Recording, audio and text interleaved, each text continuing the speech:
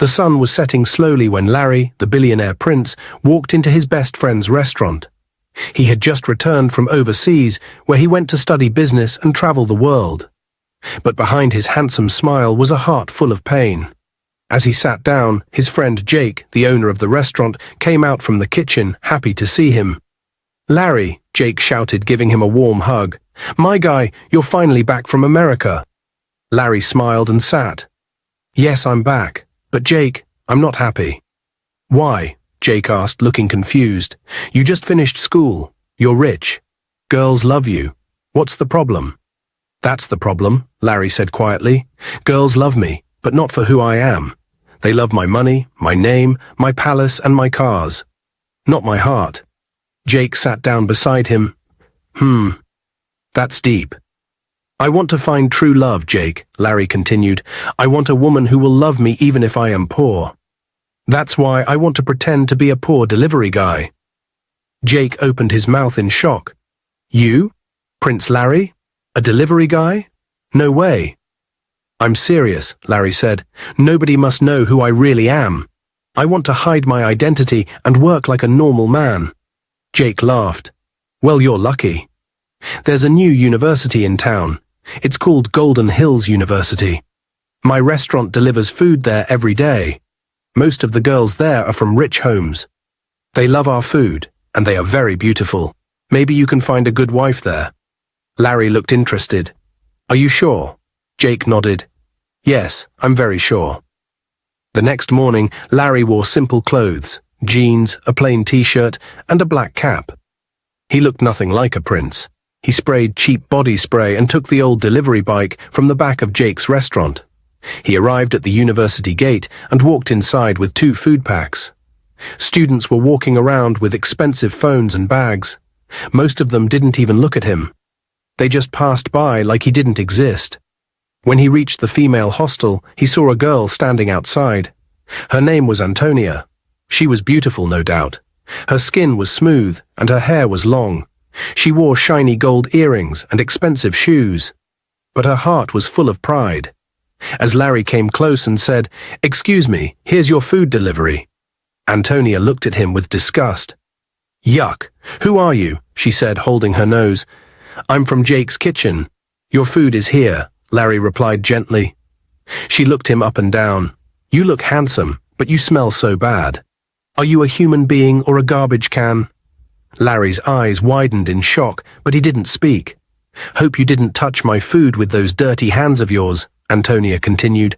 "I will call the owner of the restaurant tomorrow and make sure you never bring me food again."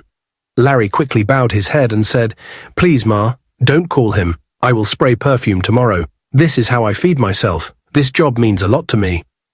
Antonia folded her arms. "You better be clean next time. Don't you see my skin? Do you want to spoil it with your smelling self? Poor people should learn how to clean up before touching things that belong to rich people."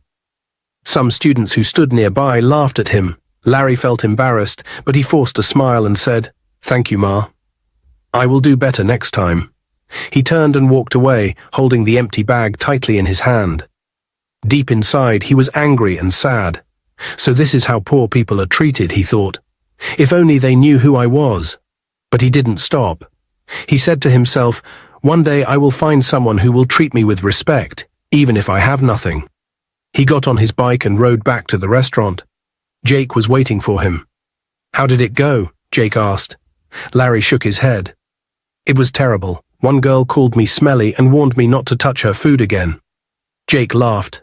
"Welcome to the real world." But Larry wasn't discouraged. He said, "I'm going back tomorrow. I will not give up." The next day, Larry woke up early and took a long shower. He used a sweet-smelling perfume Jake gave him and even brushed his shoes. He wanted to look clean, even though he still wore the same simple delivery clothes. He carried the food packs and rode his delivery bike to Golden Hills University.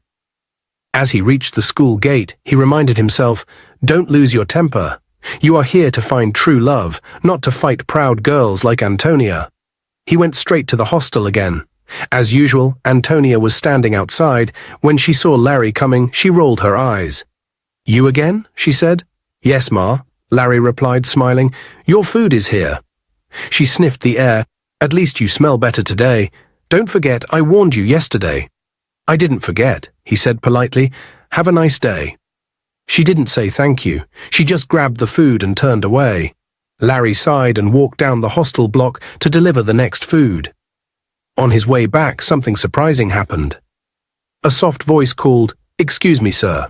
He turned and saw a girl coming down the stairs. She had a tray of empty plates in her hands.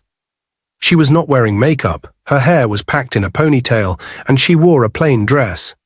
But to Larry, she looked more beautiful than all the girls he had seen. "You dropped your pen," she said, picking it up and handing it to him. "Oh, thank you," Larry said, surprised. "You're welcome," she smiled. "Are you the new delivery guy?" "Yes, I am. I work for Jake's Kitchen." She nodded. "Their food is the best. I like their jollof rice." Larry smiled. "I'll tell Jake. He'll be happy." "By the way," the girl added, "thank you for bringing our food every day. I know people don't say it often, but I really appreciate it." Larry's heart skipped a beat. She said thank you? "My name is Grace," she said. "What's yours?" "Daniel," Larry replied, using his fake name. Grace smiled. "Nice to meet you, Daniel. Please, don't mind some of the students here. They look rich, but their hearts are poor." Larry laughed softly. "Thanks for saying that. It means a lot." "All right, I need to go back inside," Grace said. "Have a nice day." "You too," Larry replied, still smiling as she walked away.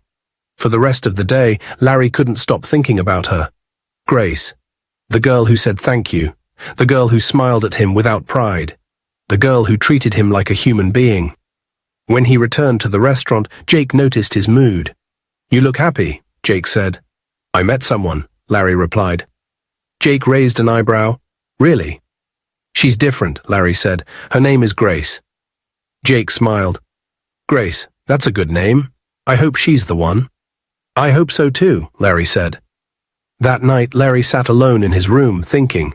Grace didn't laugh at me. She didn't look down on me. She didn't care about my clothes or job. Maybe, just maybe, I found someone real. But something inside him also warned, "Be careful, you still don't know her very well. Take your time." He decided he would try to see her again the next day. The next morning, Larry dressed up as usual. He wore his cap, sprayed his body with perfume, and packed the food for Golden Hills University. But this time, his heart was beating fast, not because of Antonia, but because of Grace. Will she come out again today? He wondered. When he got to the hostel, Antonia was there as usual. "Delivery guy, you're late," she snapped. "I'm sorry, Ma," Larry replied, handing over her food quickly. She didn't even say thank you. Instead, she rolled her eyes and walked away. Larry turned around and continued with the other deliveries. Just as he was about to leave, he heard the voice that made him smile the day before. "Hi, Daniel." He turned and saw Grace walking toward him. "Hi, Grace," he said, beaming. "It's good to see you again." "Thanks," she replied. "I was hoping to see you too." Larry's heart skipped. "Really?" "Yes," Grace said. "I was wondering if you're free later today. I want to buy some snacks from the canteen, and I don't like going alone. Will you come with me?" Larry blinked in surprise. No girl had ever invited him for anything, not while pretending to be poor. "I'd love to," he said. "Just tell me the time." "After classes." "Meet me near the mango tree," she said with a smile. "Done." Later that afternoon, Larry returned and waited for her. When Grace arrived, she was still wearing her simple clothes, but she looked even more beautiful in his eyes. They walked together to the small canteen near the back of the university. "I hope you don't mind cheap snacks," Grace said with a laugh. Larry smiled. "I love them. They remind me of home." They bought puff puff, meat pie, and 2 sachets of juice. They sat on a wooden bench under a tree and started talking. Grace told Larry how her father used to sell second-hand clothes and her mother was a cleaner. They worked hard to send her to school. "We're not rich," she said, "but we're content." Larry listened, impressed. "You speak like someone older than your age." Grace smiled. "Life taught me early. I'm not here to show off. I'm here to make my parents proud." As they talked, Larry noticed some students passing by and laughing at them. "Grace, why are you sitting with that delivery guy?" one girl whispered loudly. But Grace ignored them. "Let them talk," she said. "You're kind and respectful. That's what matters to me." Larry felt warm inside. Nobody had ever defended him like that. As they walked back to the hostel, Larry noticed that Grace's sandal had torn a little. She was trying to walk carefully so it wouldn't break more. "Wait," Larry said. He bent down, took off his own shoes, and gave them to her. "Take these." Grace looked shocked. "What? No, I can't take your shoes." "I insist," Larry said. "Please." She slowly accepted them. "Thank you. You're different." "I could say the same about you," he replied. That evening, when Larry returned to the restaurant barefoot, Jake burst into laughter. "Where are your shoes?" he asked. Larry smiled. "I gave them to someone special." Jake clapped his hands. "Ah, love is doing you strong thing." They both laughed, but inside Larry's heart he was falling, fast and deep. This girl is too good to be true, he thought. But what will happen when she finds out I'm not Daniel the delivery boy, but Prince Larry, the billionaire heir to the throne? The sun was hot, and the day was already going badly for Larry. He was running late for his food deliveries at Golden Hills University. One of the delivery boys was sick, so Larry had to carry more food than usual. By the time he arrived at the hostel, it was already past lunchtime. As he climbed the stairs to deliver the food, Antonia was already waiting outside her room, arms folded, face full of anger. "You're late," she shouted. "I'm so sorry, Ma. I had many deliveries today," Larry said, sweating and tired. "You think that's my business?" Antonia hissed. "Do I look like someone that should wait for food like a beggar?" "I truly apologize. Please take your food." As Larry stretched the food towards her, Antonia looked at the pack, then looked at him with disgust. Without warning, she grabbed a bottle of water and poured it on his head. "Take that, you useless-smelling delivery man," she screamed. "Maybe this will cool your dirty body." Larry stood there soaked, embarrassed, and silent. "I said I didn't want any delay," Antonia shouted again. "Next time, bring my food on time or don't come at all." Larry quietly walked away. His heart was heavy. He didn't deserve this, but he couldn't fight back. Not now. As he pushed his delivery bike slowly toward the back gate, he heard someone call out, "Daniel!" It was Grace. She ran toward him and stopped when she saw his wet shirt. "Oh my God! What happened to you?" she asked. Larry's eyes were filled with tears. "It's okay," he whispered. "No, it's not okay. Who did this?" "I delivered food late. Antonia poured water on me," he replied, wiping his face. Grace's eyes burned with anger. "She did what?" "Come with me." Before Larry could stop her, she had turned around and marched toward the hostel. She climbed the stairs and went straight to Antonia's door. Antonia was outside, still smiling and talking with her friends. "Antonia!" Grace shouted. Antonia looked surprised. "What do you want, you poor rat?" Grace walked up to her. "Let this be the last time you insult my friend Daniel. I don't care who your parents are. Next time you pour water on him or insult him again, I won't keep quiet." Antonia laughed loudly. "So you are already sleeping with a poor delivery guy? Wow, Grace, you are truly a fool." Grace's eyes widened. "I never told you we are dating. I only said he is my best friend. Stay away from him, you mannerless girl." Antonia's smile vanished. "What did you just say to me?" Grace stepped forward. "You heard me. You're a daughter of useless parents who failed to raise you with respect." Antonia gasped. "You insulted my mother. You will pay for this." She ran inside and slammed her door. Grace walked away, still angry, but proud that she defended her friend. But inside her room, Antonia picked up her phone and called her mother, crying fake tears. "Mummy! Mummy, please come quickly," she wept loudly. "What is it, my dear?" her mother asked. "It's Grace, daughter of a poor parents. She threatened to deal with me. She shouted and said she'll make sure I regret ever coming to this school. I'm scared, Mummy." Her mother gasped. "What nonsense! Don't worry, the police will handle it." Antonia wiped her fake tears and smiled. "Let's see who will win now," she whispered. 30 minutes later, Grace was in her room studying when there was a loud knock at her door. "Open up, police." She rushed to the door and opened it in shock. 2 uniformed officers stood there. "Are you Grace?" "Yes, I am." "You are under arrest for threatening the life of a student in this university. We received a report that you're a danger to others." Grace's mouth opened wide. "What? No, that's not true. I didn't—" "Save your explanation for the station," one officer said.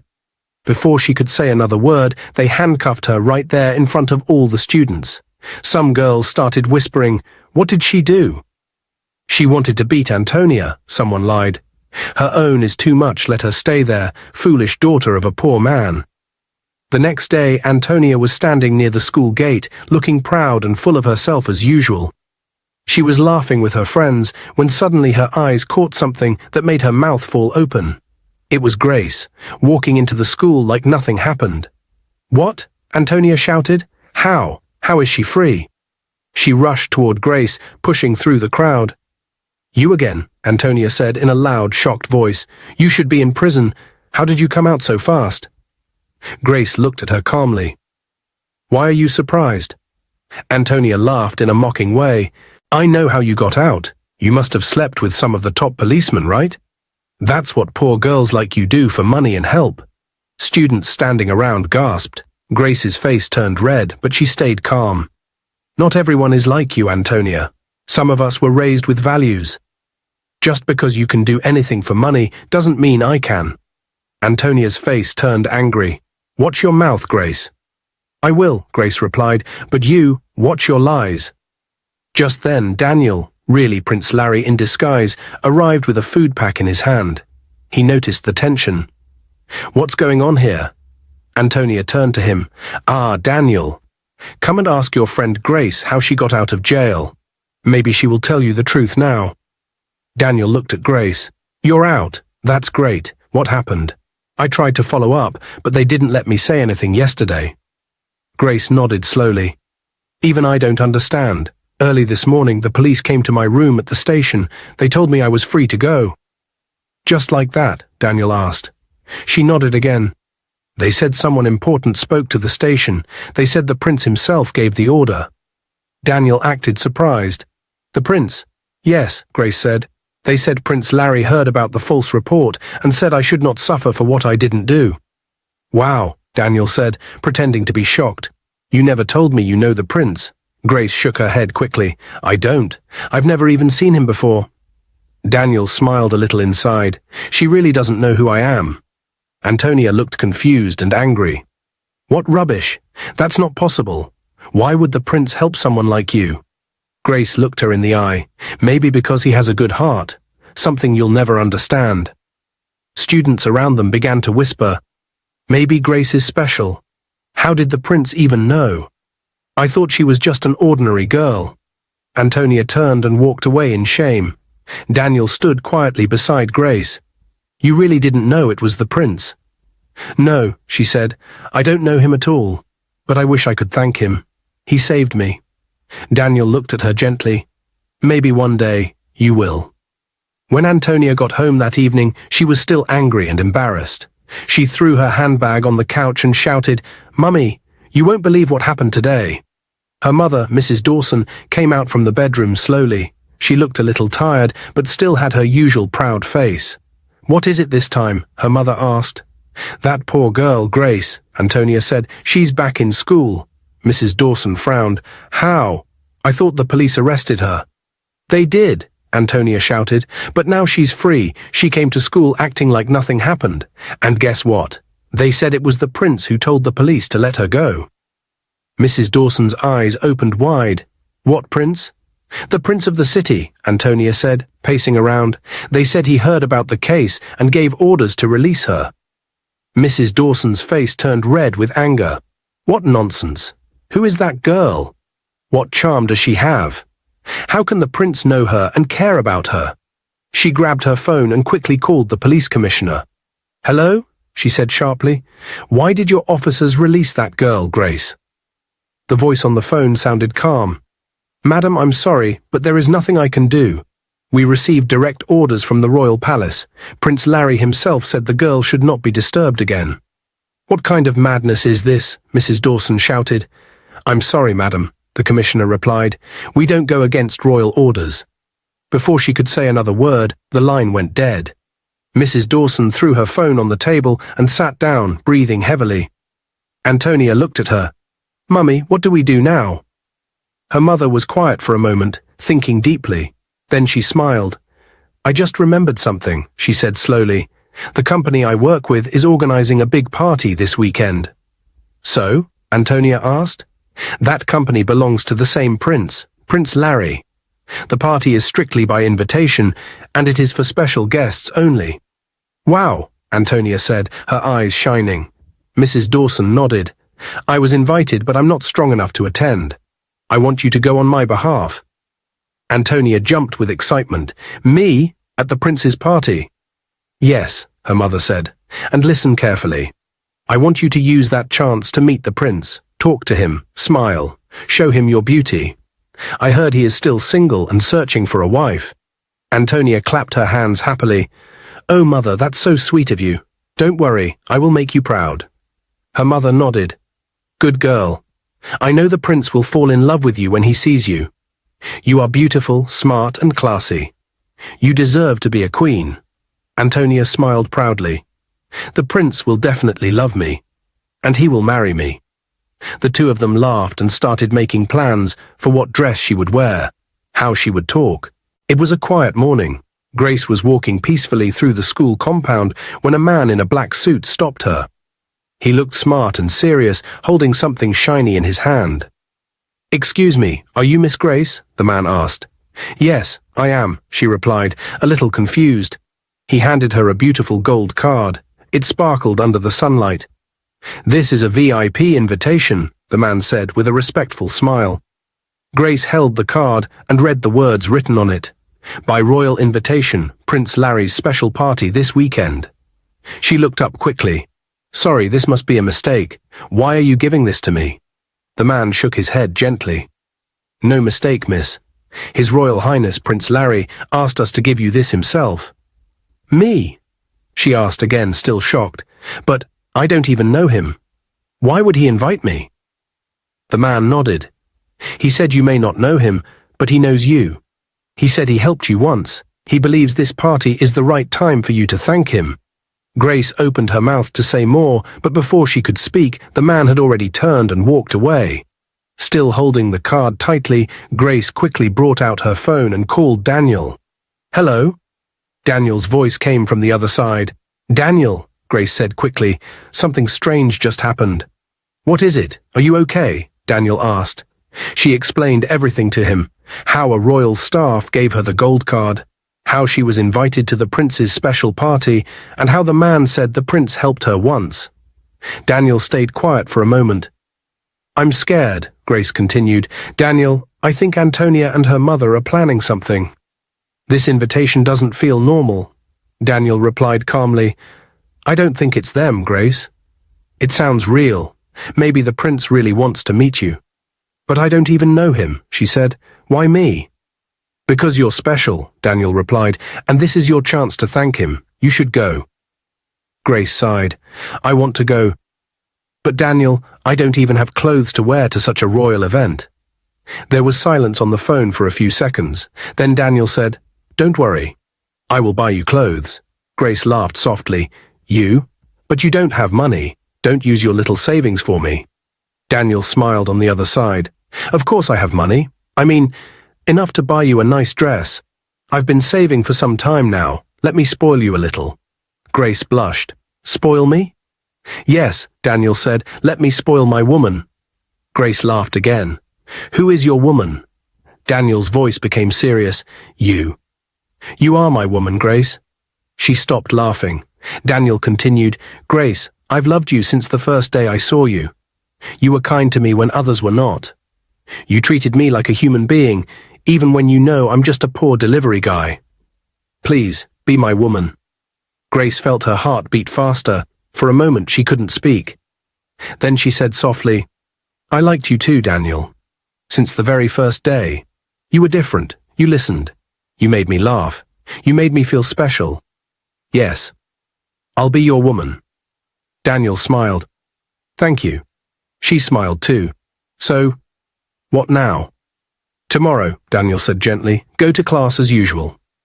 When school closes, I'll take you to the boutique. We'll buy you the perfect dress. Grace nodded, smiling to herself.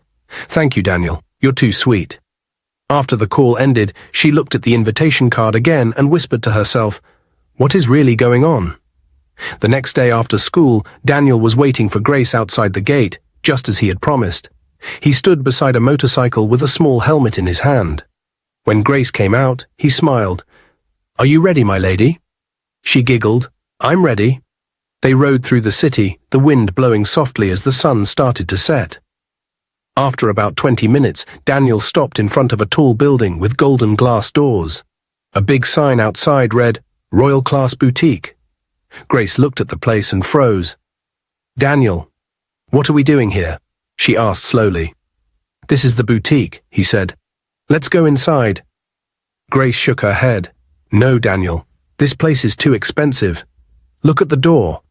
Look at the clothes on the mannequins. We can't afford this." Daniel smiled. "We can. Don't worry." "No, please," she said, holding his arm. "Let's go to another shop. I don't want to embarrass you."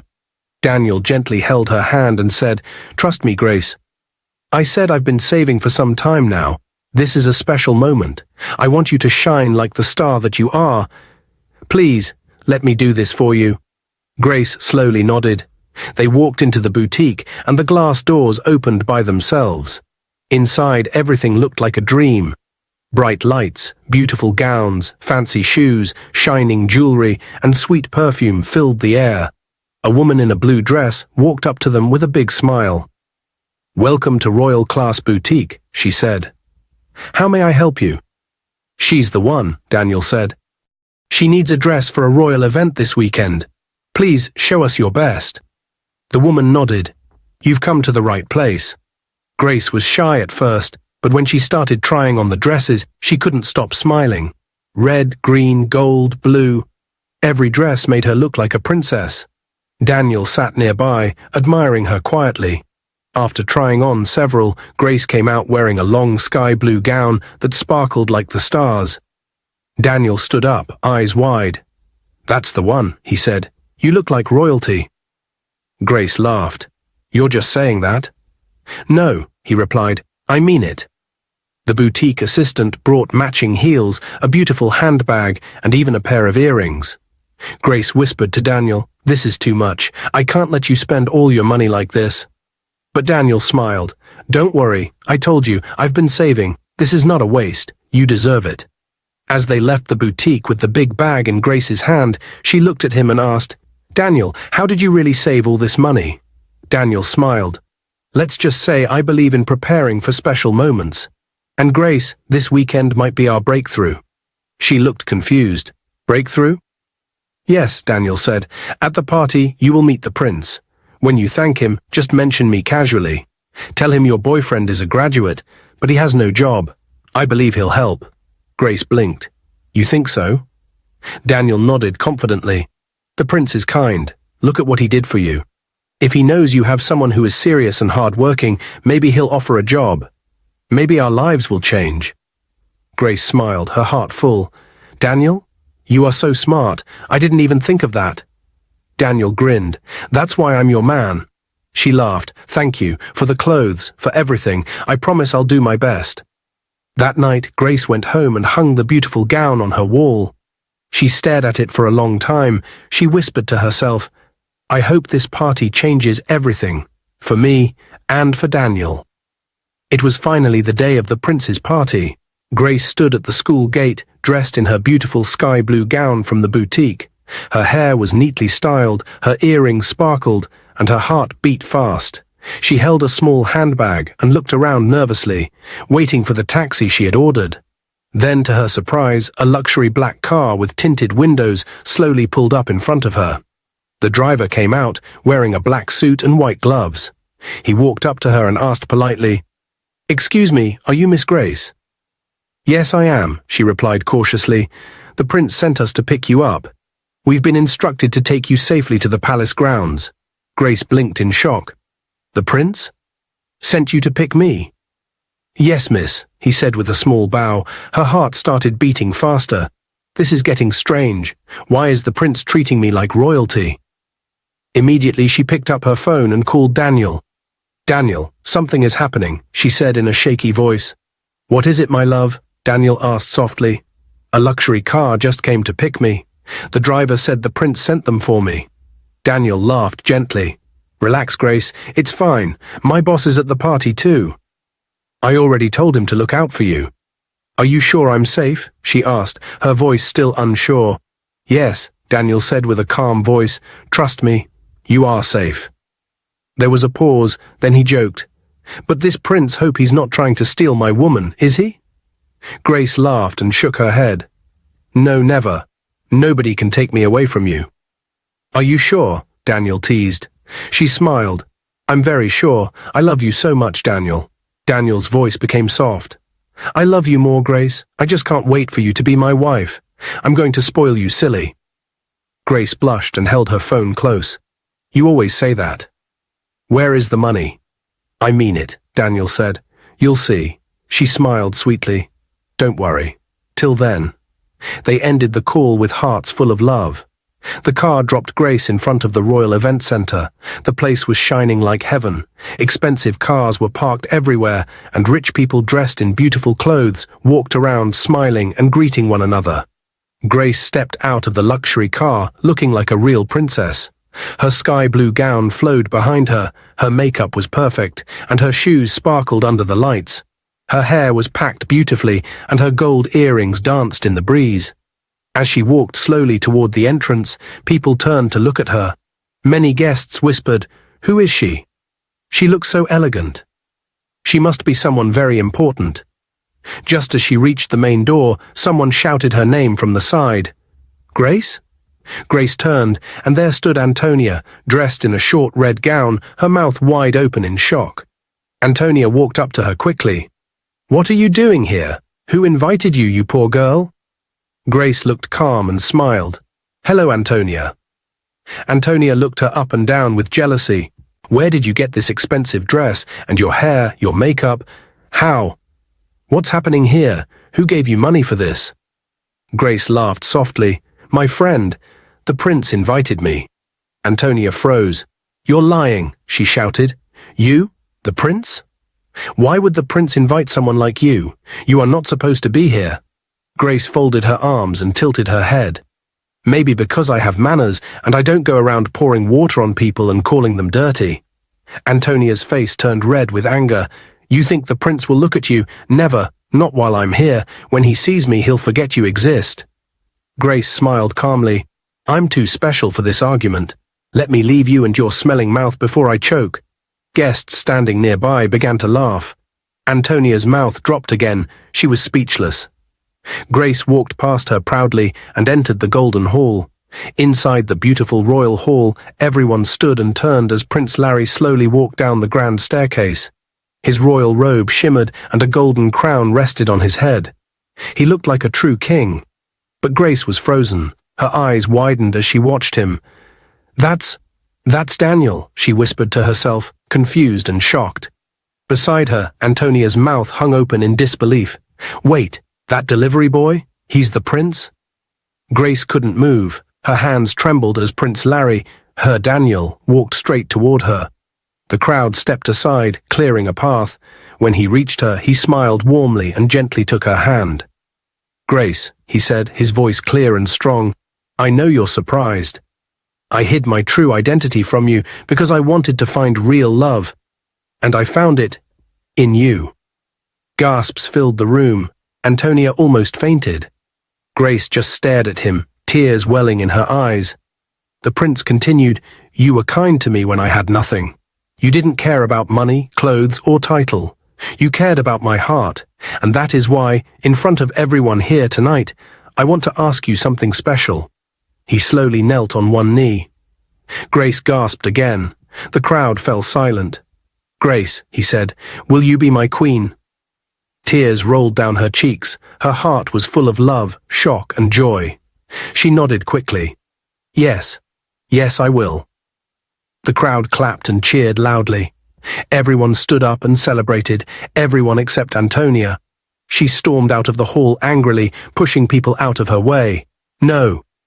This can't be happening, she shouted. She rushed home, slammed the door open, and shouted at her mother, Mummy! The prince proposed to that stupid poor girl. Her mother, Mrs. Dawson, sat up in her chair. What are you saying? Yes, that delivery boy is the prince. He fooled us all, and now he wants to marry Grace. Mrs. Dawson stood up slowly, her face full of hate. This girl must be stopped. She picked up her phone and made a call. Hello, I need your help. Urgent job. I will send the girl's picture. Antonia looked confused. Who did you call, Mummy? Mrs. Dawson smiled coldly. Someone who handles problems quietly. She sent Grace's picture to a secret contact. The man who received it was a street gang leader named Max. He looked at the picture and froze. Grace, he thought, that's the daughter of Mr. Collins, the man who saved my mother's life. Years ago, Grace's father had paid for Max's mother's hospital bills when she was dying. Mr. Collins never asked for anything in return, he just wanted to help. Max stood up and said, No, I can't harm this girl. But he didn't tell Mrs. Dawson or Antonia that. He simply replied to her message, It will be done in 2 days. Back at the Dawson home, Antonia jumped up and clapped her hands. Thank you, Mummy. You're the best. You must marry that prince, not that local poor girl. Mrs. Dawson smiled proudly. You are my daughter. You were born to be a queen. I won't let that girl take what belongs to you. They both laughed without knowing the truth. Grace had once saved a life through her father's kindness. And that same kindness was about to protect her from a deadly plan. 2 days later, Max, the gang leader who received the order to harm Grace, sat alone in his small office. He stared at her photo on his phone and thought of her father, Mr. Collins, the man who once saved his mother's life. He picked up his phone and made a private call. After a few rings, a calm royal voice answered. Hello, who is this? Max replied quickly. Your Highness, this is important. Please listen carefully. Prince Larry paused. How did you get this number? That's not important, Max said firmly. What's important is that your fiancée, Grace, is in danger. The prince stood up from his seat, alarmed. What do you mean, danger? Max took a deep breath. A woman named Mrs. Dawson and her daughter Antonia paid me to end Grace's life. The prince's heart dropped. What? I couldn't do it, Max continued. Her father helped my family years ago when we had nothing. I owe him everything. I would never touch his daughter. Prince Larry was silent for a moment, still trying to understand. I have proof, Max added. I'm sending you the chats between me and Antonia's mother. You will see everything for yourself. Seconds later, the prince's phone buzzed. He opened the forwarded chats and read all the evil plans. He couldn't believe his eyes. He immediately called the royal security team. Arrest Antonia Dawson and her mother. I am sending you full evidence now. Within hours, the police arrived at the Dawson mansion. Antonia and her mother were still celebrating their victory when officers barged in. You're under arrest for attempted murder and conspiracy against the royal family. What? Antonia screamed. You can't do this, Mrs. Dawson shouted. But the officers showed them the evidence on a tablet. Their faces turned pale. They were handcuffed and taken away as neighbors watched in shock. News of the arrest spread quickly, and the whole city praised the prince for acting fast and saving his bride. 1 month later, Grace and Prince Larry stood before the royal altar, hand in hand, surrounded by family, friends, and the entire kingdom. Grace wore a long white royal gown, her smile brighter than the sun. Prince Larry stood tall and proud, dressed in golden royal robes. As the priest said, "You may now kiss the bride," the crowd cheered loudly. After the wedding, the prince addressed the people. I was once a hidden man, searching for love. I found it in a woman with no gold, no fame, just a good heart. Let this story remind everyone that true love is never about money. It's about the soul. The people clapped and shouted with joy. Grace and Larry moved into the royal palace. They ruled with kindness and wisdom. Max was secretly rewarded with a big house and a new job for saving Grace's life. As for Antonia and her mother, they remained behind bars, facing justice for their wickedness. And as for Grace and Larry, they lived happily ever after. Dear viewers, what lessons did you take away from this dramatic tale? We'd love to hear your thoughts in the comments below. If you enjoyed the story, give us a thumbs up, share it with friends, and hit that subscribe button. Don't forget to turn on notifications so you never miss out on our latest updates. Thanks for watching and stay blessed.